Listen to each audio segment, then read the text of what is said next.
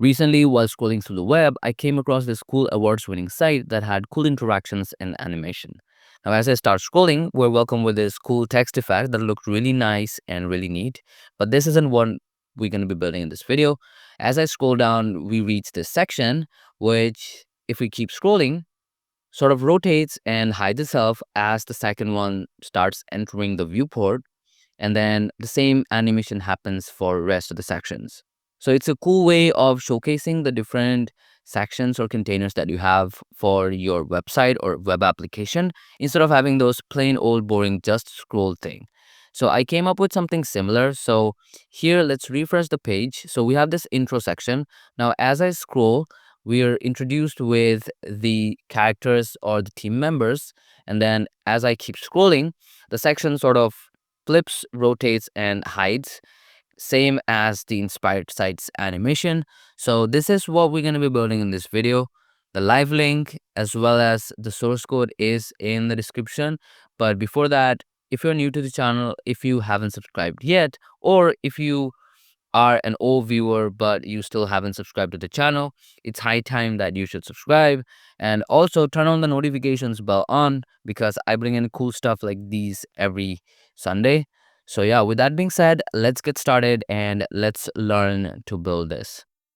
So here I'm in my index.html file with a bunch of stuff in here. We've got a lot of CSS, HTML, and then CDNs for GSAP, ScrollTrigger, and Lenis. And this is how it renders. So we have an intro section, and then here we have a card with an image inside. Now, if we look at the HTML, we have the container, which takes the entire screen, and which is actually the wrapper, which wraps everything up. Within that, we have the intro section with intro content, with the heading, subtext, and the line animation that you just saw. And then we have the section container, which actually holds all the different sections that we're going to be animating. Each section has a class of section with section content, which holds the actual content. So here we have the image and then the card overlay with some card info, like the index or the card number, name, row, divider, and then a small quote. Now we still haven't added the CSS, so those are not visible up here.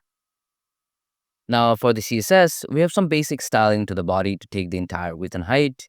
The container and then the section container has width 100%, taking the entire screen.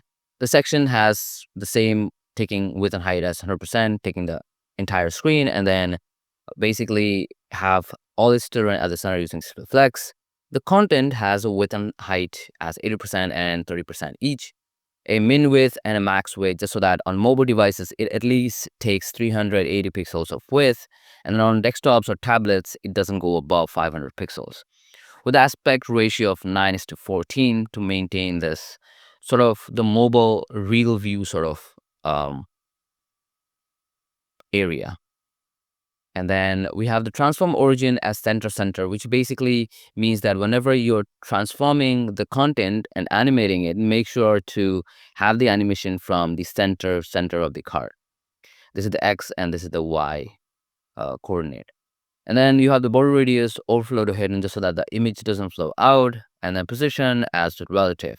The image takes the entire width and height with object fit as cover. Now we have some styling for the intro content, H2, the paragraph, and then the simple line animation, which aren't that difficult, and the source code will be in the description. So obviously you can go and look into these, but these aren't the main focus of the video. And if you really want to know about these as well, which shouldn't be difficult, because if we're building complicated stuff like these should be pretty simple. Make sure to comment down. I'll probably make an in-depth video of how you can make simple intro sections. And so, yeah, and then we have some styling for the media queries for the tablet size, and then mobile, and then small mobile. Now we'll be adding the styling just so that we can get the card info up here and make it look good. So not much. So, but before that, we need to add some depth to the section. So as you saw in the intro, each individual section, basically, as you scroll, sort of flips along the z-axis and then height itself. So we need a depth. So to add depth, you first need to add this perspective, and then here you specify the amount of depth that you want. So we want like 1000 pixels. And then you need to specify the transform style as preserve 3D, else you won't be able to add those 3D UI interactions. So there's that. Now, once you add that, you won't see any significant changes on your UI because we still haven't added any styling related to the Z index, nor rotating it along the X or Y directions. But yeah, that's all that you need. And then we'll start with the card overlay. Now, the card overlay has position absolute. Take the entire screen, entire container, which is inset as 0, a linear gradient dark overlay, some padding, and then everything along the left side with flex end, and then flex direction as column, just so that everything stacks on top of each other. And then font family of sign, and then we start with the card info. The card info basically doesn't have any transform. You can remove this. I just added it while playing along and trying to replicate it from the inspired site. But yeah, we have the card number, which has font size, font weight, and letter spacing, some color, text transform, and then margin bottom. These stuff are pretty basically generic for all three of the stuff: card number, card name, and also probably for the quote as well. So the card name also has these similar stuff, but this just has line height and as well as margin bottom. The card roll, same stuff. And then we have the divider, which has a width and height, uh, and then a gradient background, so margin along the top and bottom, not left and right. And then we have border radius, and then the quote, which has font size, font weight, color. The font style needs to be italic. Line height is 1.5. We don't want this to be like regular style. We want it to be a bit italic or cursive. We have this as italic. And then let's remove this. Let's save, and looks pretty good. So we have index, the name, role, as well as the divider, and then the quote. Looks pretty nice. Now I'm going to be pasting in rest of those to so that it fills the screen. And give me a minute. All right. Save. And now we can see that we have all the different other sections in here as well. It's pretty nice. Now we'll be adding our JavaScript and we'll be making it work. The first thing that I do is I paste in code from Lenis. You can get this from the documentation page. It's pretty basic. So all it does is it binds your GSAP and ScrollTrigger together. And then as you scroll, it gives you the smooth scrolling experience. And then here, as you can see, as I scroll, we got the smooth scrolling experience. All right.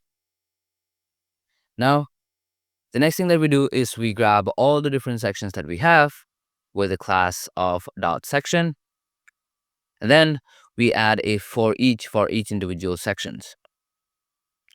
Now, the reason for adding the perspective to the section, because the section's gonna stay as is, and then the section's gonna provide the depth, but the actual animation that we're gonna be doing is gonna be with the content within the section, because the section basically provides the platform or the container with depth for its inner child to have, or basically you to add all the different interactions with the children. So the section has the depth. So all we have to do is grab the content within each individual section and add our animation. So we grab the content within each individual section and store it in this content variable. And then we check if the section that we're looping through, if that is not the last one.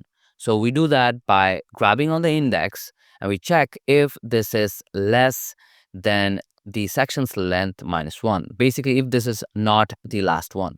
So if this is not the last one, then we create a scroll trigger.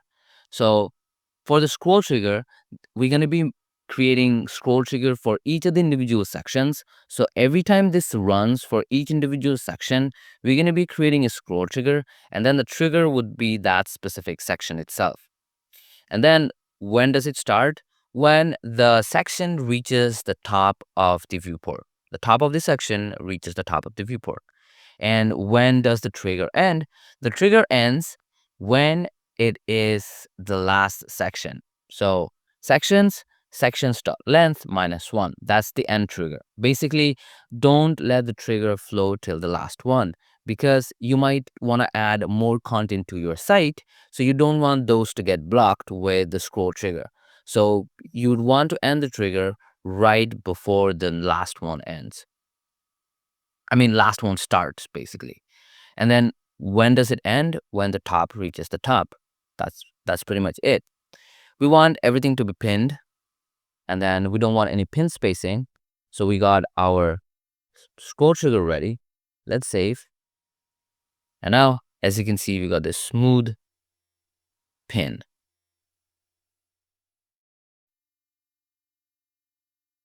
Now, all we have to do is, for each individual sections, we need to create another scroll trigger, and this scroll trigger would be responsible for the animation. So we create the scroll trigger, and then the trigger here would be not that specific section, but the section that is incoming. Basically, we want the animation to happen not when this section shows up, but when the section right next to it shows up. And then what we want to do is, when this section starts showing up, we want the previous section to have the transform animation and then basically hide itself. So the trigger is basically the next indexed section. When the top of the next section reaches the bottom of the viewport, basically when it starts entering the viewport, you want to start triggering the animation. And then when does it end? When the top of this section reaches the top of the screen. And then every time you scroll, we get this on update, which takes in self. Now the self gives you the progress, which is a value between 0 and 1. So when you start your animation, it is at 0. And when it ends, or when you're done scrolling the entire thing, it's 1. So it gives you the value between 0 and 1. So we're going to be using this progress to add animation, or the way it basically rotates and translates and hides itself. So we're going to be using this progress just so that it binds well with our scroll.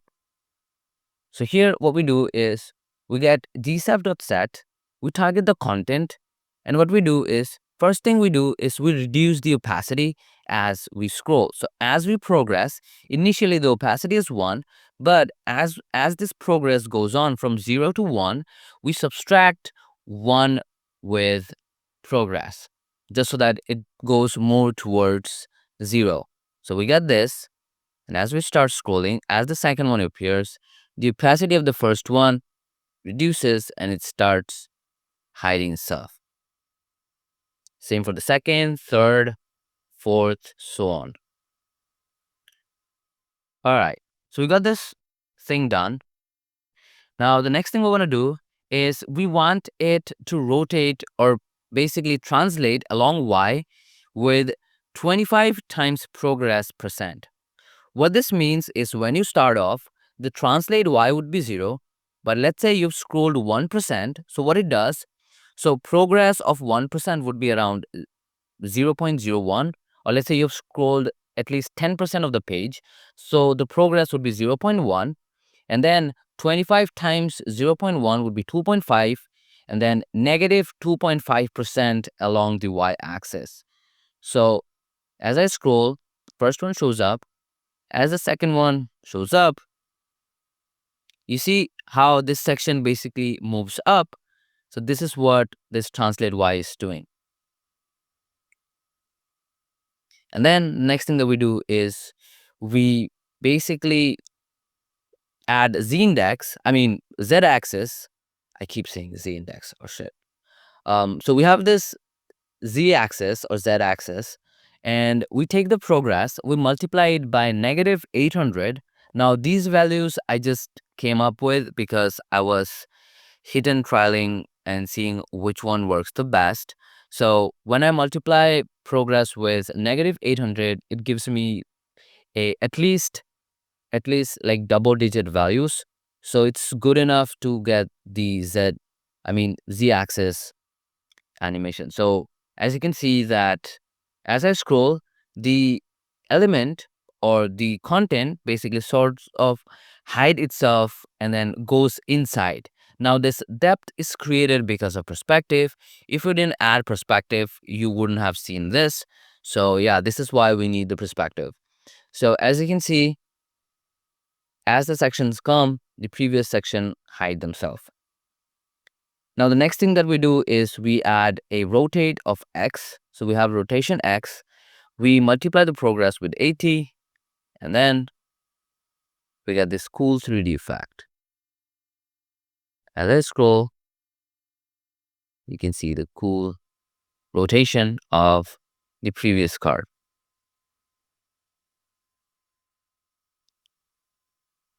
So yeah, this is it for this video. Hope this was fun. Hope you learned something cool and fun. The source code of this, as well as the live link, is in the description. As well as the inspired site is also in the description, so you guys can go and check those out. Make sure to subscribe to the channel if you haven't already.